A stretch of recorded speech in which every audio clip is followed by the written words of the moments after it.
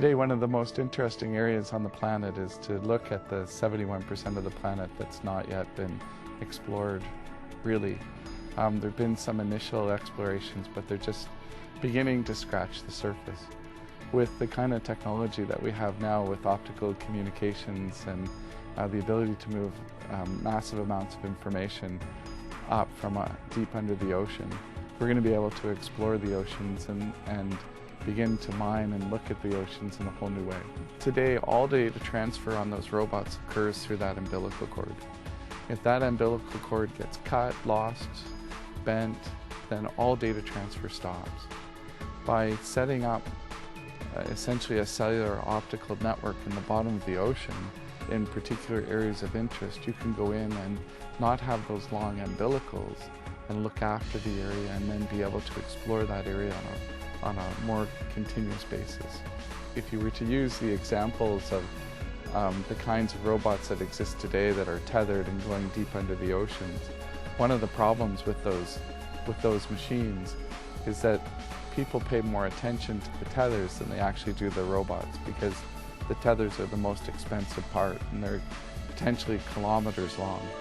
By cutting the tethers and putting in systems that allow us to do things, people can concentrate on the tasks that they need to concentrate on. A good example of that would be what happened with the BP oil spill, because the people in running those robots would be very, very concerned about the tethers getting tangled as opposed to the actual work that the robots were doing.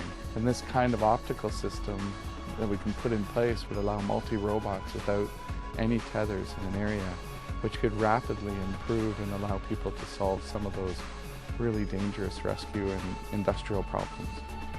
Most of the mining discoveries that have occurred in the oceans are around the fault zones in the oceans, where you get things like what are called black smokers.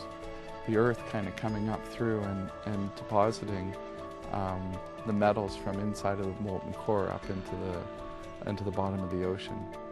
Those areas are extremely mineral rich and rich in life. As those areas eventually close up, the living organisms leave and those black smokers are left. They're extremely mineral rich, and if we can go down and mine those, we're now almost in the business of harvesting the equivalent of trees and bringing them up to surface and processing them. And there's massive amounts of these kinds of deposits all over the bottom of the oceans from what we know today, but they're still as yet unexplored. It's kind of like if you were to sit back and look at when Alexander Graham Bell did the first cross the ocean shot with wireless. I mean, that was a monumental occasion, and that ended up being the beginning of the telephone industry. We happened to put cables all over the place in that telephone industry and ended up with phones that were landlines. Today, now, with how we are able to use radios and get the radio coverage that we have, now we have cell phones. It's going to be very similar to that with the underwater robots. You know, today they're tethered robots that are going up to ships. In the future, you'll see the networks being put in place so that the robots can run pretty well wherever they want to.